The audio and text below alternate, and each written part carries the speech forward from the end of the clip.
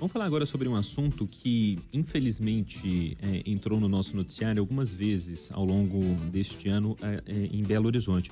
Alunos de escolas da rede municipal relatando uma dificuldade no momento ali da alimentação, relatando redução na oferta da comida, seja ali no momento do lanche ou do almoço.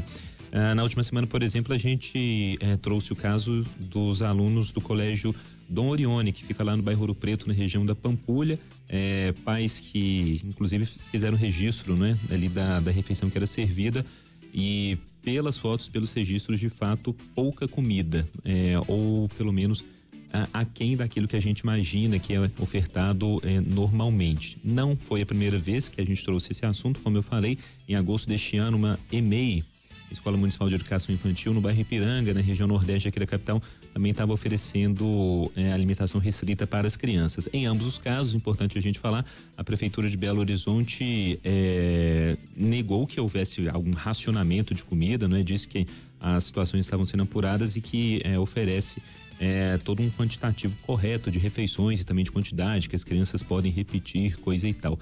Mas fato é que não só em Belo Horizonte, Brasil afora, a gente registrou situações parecidas. E muito se fala, né, nessa questão de verba, de dinheiro mesmo, né, que é direcionado para alimentação escolar, para merenda escolar, em um ano marcado aí por várias contingências. Vamos conversar sobre esse assunto ao vivo por Skype. Então você que está no YouTube da Band Minas pode acompanhar com imagens com o Leonardo Militão, ele é especialista em direito público. Como vai, Leonardo? Você nos ouve? Bem? Bom dia, gente. Bom Prazer dia. estar aqui com vocês. Prazer é nosso. Ô, Leonardo, então, fiz esse preâmbulo aqui falando dessas situações mais recentes em Belo Horizonte, mas elas não ficaram restritas aqui à capital, como eu comentei, outros lugares, Brasil afora também. O que lhe parece esses episódios quando a gente pensa numa coisa tão básica, essencial, né? A alimentação destinada a crianças e adolescentes também, e essa gestão aí do dinheiro público? A questão que a gente tem que lembrar é que merenda escolar não é uma matéria só de educação, é de política nutricional das nossas crianças também. Os estudos já demonstraram que as crianças subnutridas, elas têm um desenvolvimento de aprendizado, uma curva de aprendizado menor do que os demais.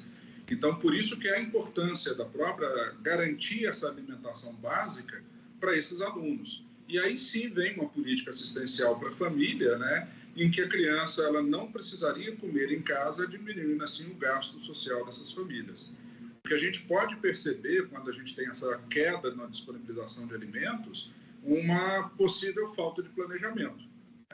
A administração pública ela não pode se esquecer exatamente disso, ela não está aí, não é só para prestar o serviço, mas ela tem que planejar para prestar esse serviço de forma adequada.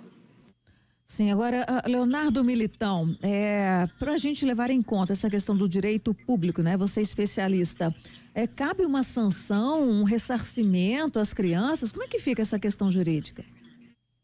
Aí, na verdade, a gente estaria trabalhando com um direito difuso, que é de toda a coletividade, né? O interesse envolvido aí não é só da criança que receberia o alimento. A responsabilização pode sim atingir o gestor público que por uma falta de planejamento não tenha colocado ali o alimento em tempo hábil para a criança poder comer, uma criança que venha a ter problemas de saúde, que estava contando com aqueles nutrientes ali, pode também ter essa responsabilização pessoal, e ali a gente pode vislumbrar tranquilamente a atuação do próprio Ministério Público apurando esses fatos e aí sim movimentando as ações judiciais necessárias.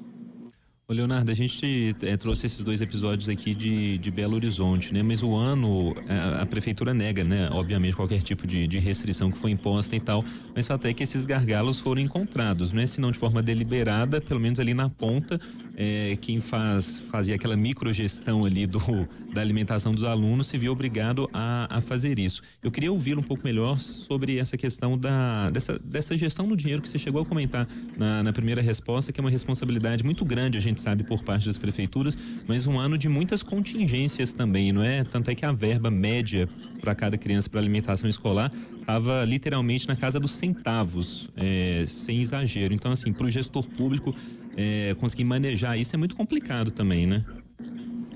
A questão que a gente tem que entender é que esses recursos vêm não só do próprio governo municipal, né? A política educacional, que aí vem a política de alimentos para as crianças, também vem do próprio governo federal. Tá? Então, o Fundo Nacional de Educação garante recursos aos municípios para que eles possam estar disponibilizando essa merenda. Essa questão de a gente estar falando em centavos, a gente pode parecer isso aí ser uma questão até como se fosse diminuta da merenda, mas nós estamos também trabalhando isso com ganho de escala. Então, é diferente comprar uma merenda para dezenas de milhares, centenas de milhares de crianças do que a gente comprar para uma criança isolada, né? Então, aí, quando a gente começa a perceber que os valores são baixos, a qualidade nutricional tem que ser assegurada. Então, esses editais, para a gente ter a merenda escolar, a gente traz aí a participação de nutricionistas, traz a participação de todo mundo.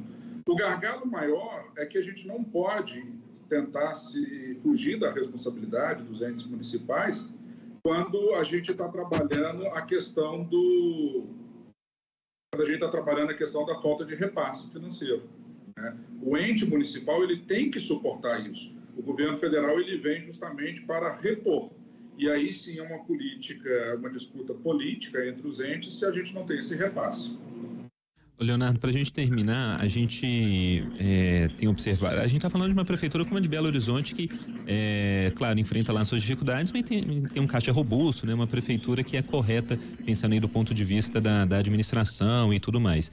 Mas a gente tem quase 6 mil cidades, municípios Brasil afora com realidades muito díspares também.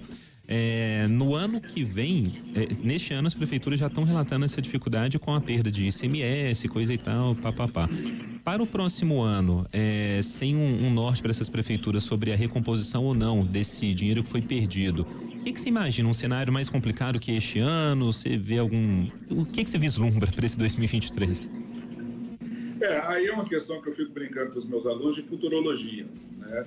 O cenário que a gente tem para o Brasil ainda é de uma certa incerteza, porque nós estamos tendo uma transição de governo federal e aí de destinação de recursos, e aí a gente pode sim ter um alento de ter maiores investimentos nessas políticas que vão estar recompondo esses caixas assistenciais, né, em detrimento do governo federal que estava passando, que colocava esses campos como sendo os não primeiros de preferência de atuação do próprio governo federal.